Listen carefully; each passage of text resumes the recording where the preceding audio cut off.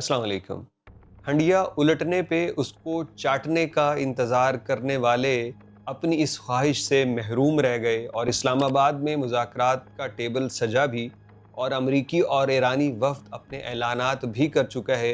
शदीद तरीन मायूसी हुई है उन लोगों को जो सोच रहे थे कि इसमें कोई बदअमनी हो जाएगी, कोई एक फ़रीक आएगा ही नहीं या मुज़ाकरात के बीच निकल जाएगा, ऐसा कुछ नहीं हुआ। लेकिन फिर भी पाकिस्तान मुखालिफ, पाकिस्तान से नफ़रत करने वाले कुछ तबके ऐसे हैं, कुछ मीडिया हाउसेस ऐसे हैं जो इसको पाकिस्तान की नाकामी बता रहे हैं, लेकिन ये ख़ुद अमरीकी वफ़द क्या कह रहा है। सबसे पहले नायब अमरीकी सदर की ज़ुबानी सुनिए कि वो इन मुज़ाकरात के इन ऐलानात पे पाकिस्तान के मुतालिक क्या राय दे रहा है। तो जेडी वेंस का ये स्टेटमेंट सुनिए। Well, good morning, everybody. Let me say a couple of notes of appreciation. First of all, to the Prime Minister of Pakistan and to Field Marshal Munir, who were both incredible hosts. And whatever shortcomings in the negotiation, it wasn't because of the Pakistanis who did an amazing job and really tried to help us and the Iranians bridge the gap.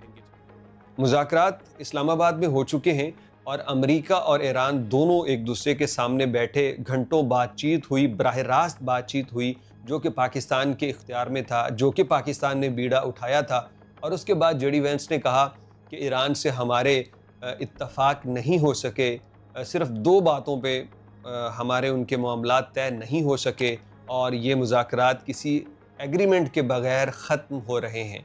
याद रखिए कि ये मुज़ाकरात का पहला दौर था जो पाकिस्तान ने बड़ा इंतहाई आला तरीके से पूरा किया और इस पे जेडी वेंस कहता है कि ये एग्रीमेंट ना होना ये पाकिस्तान का फेलियर नहीं है, बल्कि पाकिस्तान ने अपनी ज़िम्मेदारी आसान तरीके से निभाई। और उधर ईरानी वफ़द भी ये कह रहा है कि हम सब जानते थे कि ये पहली मुलाकात में कुछ नहीं होने वाला, ये तो अभी इब्तदा है। और तारीख़ ये बताती है कि जितने भी अहम मुआहदे हुए वो 3-3, 4-4 हफ़्तों की मुसलसल बातचीत से हुए और यहाँ तो मामलात ही बिल्कुल उलट हैं।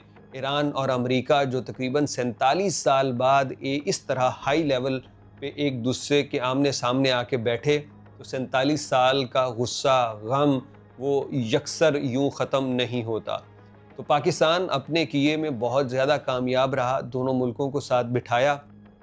अब दोनों मुल्क अपने घर जाके ज़रूर सोचेंगे कि जो जो अमरीकी मुतालिबात आए वो सोचेंगे, ईरानी मुतालबात जो जो आए उस पर वो अपना लायामल इख्तियार करेंगे। लेकिन इस वक्त एक बिगड़ा हुआ बच्चा इस सारे खेल को, इस सारे अमन मुज़ाकरात को ख़राब कर सकता है और उसका नाम इसराइल है, जो कि अमेरिका का एक ऐसी बिगड़ी औलाद है। जैसे आपने देखा होगा ना कि अमीरों के बच्चे गाड़ियां लेके सड़कों पे लोगों को मार देते हैं और उन्हें पता होता है कि हमारे बाप का असर व रसूख और ताकत हमें बचा लेगी, और वही होता है, उनके बाप उनको बचा लेते हैं। तो अमेरिका का भी यही है।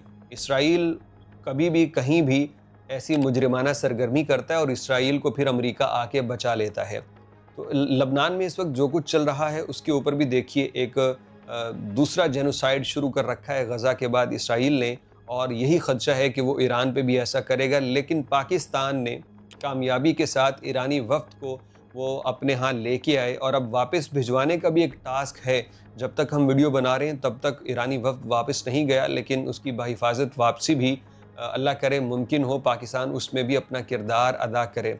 लेकिन वो जो जितने भी ग्रुप्स पाकिस्तान के ख़िलाफ़ मिल के शाना बशाना लड़ रहे थे, उन्हें बड़ी मुँह की खानी पड़ी। अब उसमें से कुछ हमारे अंदरूनी ग्रुप्स थे और कुछ बैरूनी, जो कि इंडियन मीडिया के साथ मिल के पाकिस्तान के ख़िलाफ़ हंडिया उलटने का इंतज़ार कर रहे थे, लेकिन उनको अपने इन तमाम तरह के मकासद और ख्वाहिशात में नाकामी देखनी पड़ी है। अमेरिका भी पाकिस्तान का शुक्रिया अदा करके गया है, ईरानी वफ़द भी पाकिस्तान का शुक्रिया अदा कर रहा है, और पाकिस्तान ने जो यहाँ पे एक सीन बनाया था वो उसमें कामयाब हुए और बड़े अच्छे तरीके से दोनों मुल्कों के सरबराहान को आपस में बातचीत का मौका फ़राहम किया। अब ये आगे ईरान पे मुनहसर है और अमेरिका की बातचीत कहाँ तक जाती है।